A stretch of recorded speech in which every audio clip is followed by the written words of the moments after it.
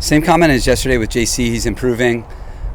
Put him through a workout today and see how he feels. And then tomorrow at the jog through, be able to learn a little bit more. But, I think he's headed in the right direction. But I think there's still a lot to be decided before game time on Thursday night. Keenan, is going to be a guy that is going to take some time, I think, with his hamstring. So I don't think it's looking great for this week, but you never know. I wouldn't put anything past Keenan, so we're not ruling him out, but a different situation than JC. I know yesterday we touched a little bit on Patrick Mahomes, but what's the challenge of preventing him to keep your defense? He's just a very complete player at the position. He's got outstanding football intelligence, smarts, command at the line of scrimmage.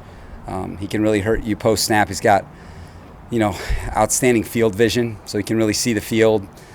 He's accurate at all three levels of the field, both from inside the pocket and outside the pocket. I think people are aware of, his creativity outside the pocket and his ability to kind of conduct a completely different play outside the framework of the first one. And I think that's a real gift of his. I think he really sees the game like a point guard. That's when I think of him, I think of a guy that can really distribute the football.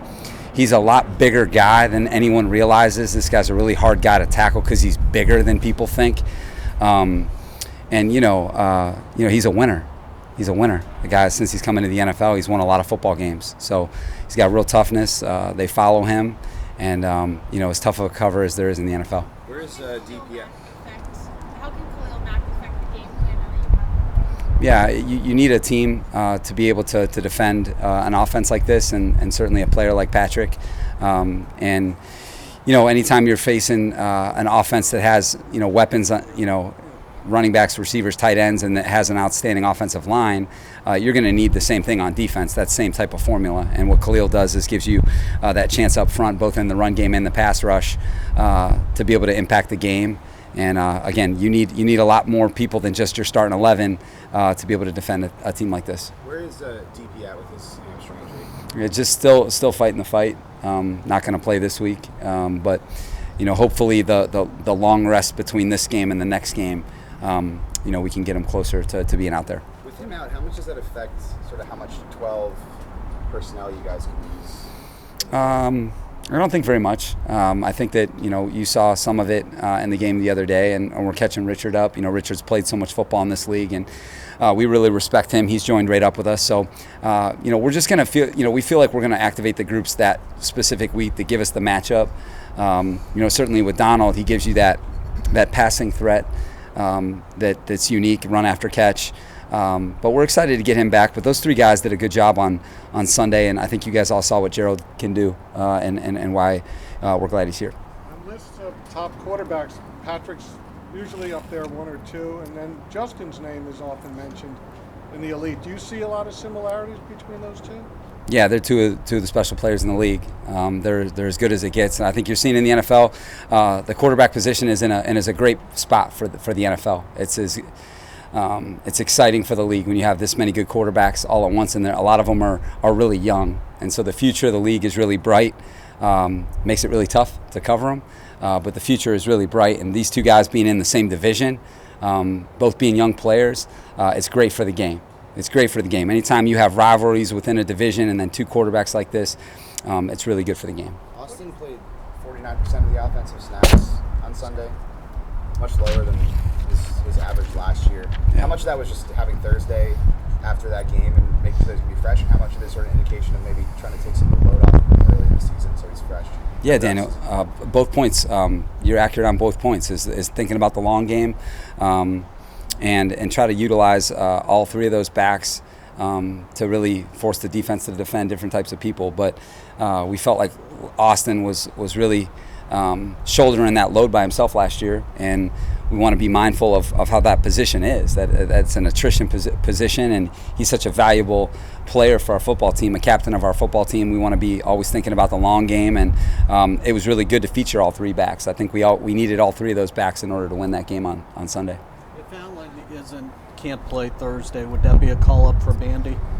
I don't know that, Joe. We're still working through that for the next couple days, but we can decide to go with 4 wideouts, bring somebody else up from in another position, or we could flex a receiver. We're still kind of working through the initial stages of the plan, but I do think that we have receivers who are capable of being elevated and performing well for us. So we're going to see how it goes today. What do you miss from Keenan Allen on the field? Not necessarily like the stats and stuff, but what he can bring when he's on the field. Just the real presence. He's a captain. He's seen it all.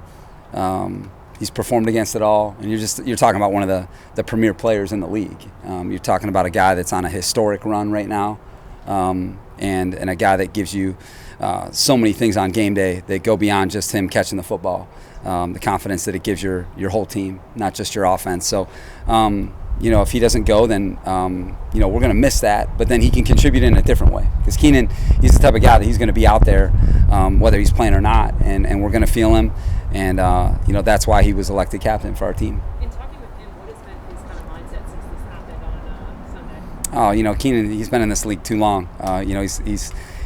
He's been hurt before, so he knows how it is, and you just got to take it one day at a time. And he's a hard worker and a fast healer, so we'll rely on that and all of his experience. And I know we've talked to you a lot about DeAndre Carter, but can you just touch on the kind of person he is, what it's been like to coach, what kind of player he is like to coach?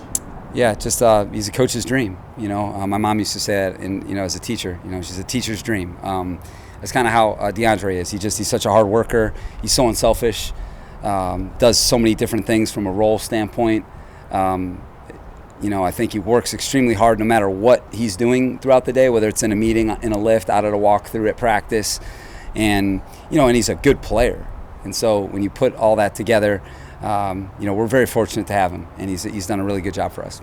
He had a good returner last year, but the fact of what DeAndre can do in the receiving game, along with returner, is that what made him a prospect as a free agent signing? Yeah, and we really felt, I don't know if we knew that he was going to be this type of impactful receiver. I think that's been a pleasant surprise for us. We felt like he was a quality return man, which was the first reason why we wanted to join up with him. But then I think we quickly saw in the springtime that he was going to be a lot more than that. And I think when I think of Jure, I think of a football player. I think of a guy that can do a lot of things well. So, again, he's done a nice job for us. The Chiefs, in terms of their personnel usage in that Week 1 game, they used a lot more heavy personnel than they had used in years past, particularly last season, and something they showed in the preseason as well. How does that change preparing for them at all, if it does change anything for you in terms of the heavy personnel?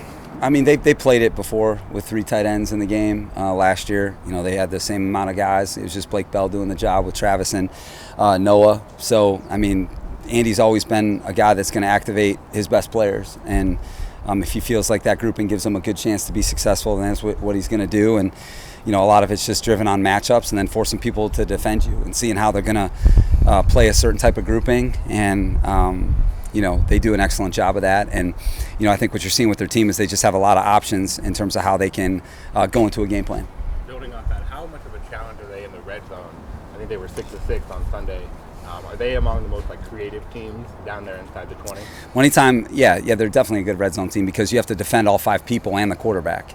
So anytime all 5 people are a legitimate threat to do something with the football down there, and you have to account for the quarterback, you're maximizing your chances of being an outstanding red zone team. They run the football well down there because they can run it, and they can get the RPO version of the game, so they can change the math, even the math out down there, and they're an outstanding screen team. Very, very tough cover, and again, that's why they're such a good football team. Going back to Herbert, becoming an elite quarterback, how much does that change the game for you as he grows? In terms of the game, how much does it change? Yeah, I mean, I think anytime you go up into a matchup like this, when you feel like you have the quarterback to go into any environment and be able to win that game and have confidence to win it, I think on the road is the biggest place where you're going to determine your success. I think in today's football, if you don't have an elite quarterback, then you better be loaded everywhere else.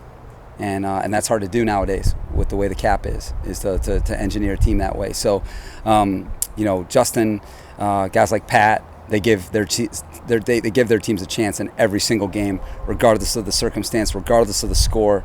Their team believes that they can win the game. You guys showed What up. did you see from Joey on Sunday? What do you need to see from him in 2 days? I thought he played a tough, rugged game. I thought he played a team game, and I thought that the way that he played was what we expect from him. And I thought he did a lot of little things well in the game, and I appreciate that because everyone knows what he's capable of rushing the passer. But he did a lot of little things in the game that I think are going to be a big reason why he has a very complete football season this year. And but he was very productive in the game. He's very hard on himself, but I thought it was a tough, rugged game for him, and that's a good thing. That's a good thing for him. And I thought he played the game the way it needed to be played. I thought he played hard, was still productive as usual. You guys saw the forced fumble at the end, but on that play, he hits the back, and that's doing a little thing on a good back that makes a big difference. He hits the running back there that give the linebacker a better chance to cover him, and then he comes around the corner and does what he normally does, which is finish the play. So he's just doing little things at a high level, and we really appreciate that from him. You guys showed a bunch of dime looks on Sunday where you had the 2 edge rushers, 1 defensive lineman, and 2 inside linebackers. What that specific look in the dime package, what does that allow you guys to do schematically? Just, we just try to go in every game and try to match it up the best we can. Trying to change the look, try to put our guys in positions to be aggressive and successful, and that's all. We're just trying to take the group that we have and maximize it, and then knowing who you're going to face and what you're going to need in order to truly defend and be able to make plays consistently. And I thought that our guys competed at a high level on Sunday, but we can play better than that for sure. We can play a lot better as a unit. How valuable is Kyle? Like in that type of look, just getting in one-on-one with guards? Yeah, Kyle's just he's such a fantastic player. He does so many little things that won't ever show up in a stat sheet, but as a coach, they're all the big things in determining winning and losing. And so that's kind of what he's famous for. And then he just has a lot of leadership at the game, knowledge at the game, knowing that he's seen so many different things, and his communication on the sideline, communication on the field. He's a real general out there, and just makes a lot of winning plays for your team. And we're really glad that we have him. This game has been promoted since the draft when it was announced. How does it feel to be in the spotlight, especially with this as a first Amazon game? I feel like every game we're in the spotlight in the NFL. You better feel that way when you're in the NFL, because you're only one of 32 teams playing. So I feel like every time we play, we're in the spotlight. And I think what Amazon's doing for the game is going to make the NFL even a better product. It's going to create even more competition, which brings out the best in everybody. And as you see who's joined up with Amazon, they've been able to join up with a lot of the most successful people in that industry. And there's a reason why. So I think it's going to be great for the game, and 2 great teams playing, and it's going to be exciting for the NFL. Can you talk about Herbert, just what he had, what the expectations? He said to me in the locker room, he wasn't really thinking he was expected to score touchdowns, that he was a blocker. Just talk about this. Well, the play that we called for him was designed to go to him. So, I don't know if that's true. But Xander's just been a hard worker, unselfish. He's a good athlete, toughness, smarts, doing a really good job for us on special teams. And he's one of those guys in the draft where, you're late in the draft and you're looking for good football players that can help your team. And I think he can help us in a lot of different areas. And he's at the beginning. He's at the very beginning. As that comment would suggest, I don't know how much he's aware of what's really going on, but I know that he's trying his best, and we're glad he's on our team. You found it much different prepping for them without Tyreek Hill, who's really a one-on-one receiver with his speed. Nobody like him, perhaps. Has it been a lot different for you? As you guys saw in the first game, not a lot different, because they're still, the formula is still there for them, and it starts with Pat, and it starts with that offensive line. To me, when they built that offensive line the way they did, I think they give their quarterback an even better chance to be the best version of himself. And then what they do is they have 8 to 10 players that they can get the ball to now, and I think that makes you even more difficult to defend, and because you have to be aware of everybody, and sometimes when there's a spotlight on an individual player, you can put a roof over that guy, and I just think that they're a complete offensive football team. And since Andy's been coaching, that's how it's always been. And we have full respect for their team. And, I think that they certainly earned it, and they showed in the first game why they should have everyone's full respect.